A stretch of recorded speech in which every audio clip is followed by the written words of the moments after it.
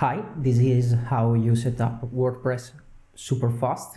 You click here on local and you click on download for free and choose your platform and compile with your data and choose wherever you want. Get it now and wait.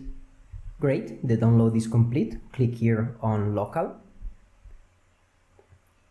Follow the instruction here on the screen. You can click on any one, wherever you want. Yes. Choose where you want install local. I choose the default location. Click finish. Great, now you're ready to go. Click on create a new site. Create a new site. Choose a website name, continue, choose your password to log in WordPress, wait a little bit the provisioning services,